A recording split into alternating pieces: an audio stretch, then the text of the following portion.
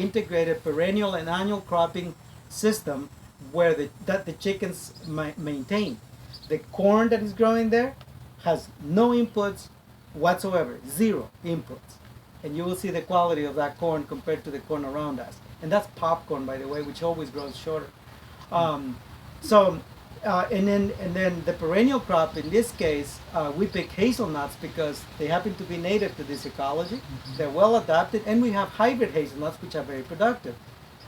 You already know a lot of this, and Linda is a standing authority on this aspect. But one thing that we have is a consistent response of the hazelnut in terms of productivity, and the reason that is possible is because of the symbiotic relationship with the goldfish.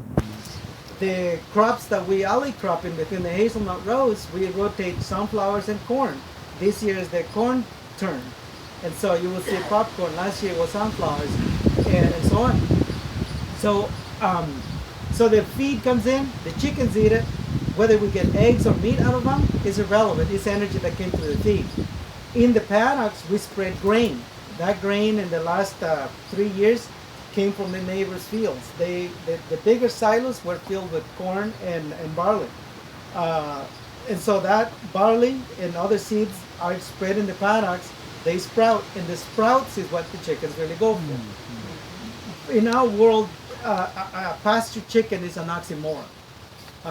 It doesn't exist. If you look at the behavior of these animals right there, you won't see them in the sun that much, because they like to be protected. That's why they're in the shade, and they like what's under whatever is there. That's why they scratch. Otherwise, they will eat what's on top, which is what cows and sheep and all of those do, right? They don't go digging like pigs and chickens. So understanding the psychology and the ecology of the chicken was as important as understanding the consumer demands, consumer needs, and understanding the energy flows and the ecology in terms of its flora blueprint. And so now we go back to this and say, okay, so the energy went in, we get eggs or meat, then they roam outside and then deposit some of that energy on the ground.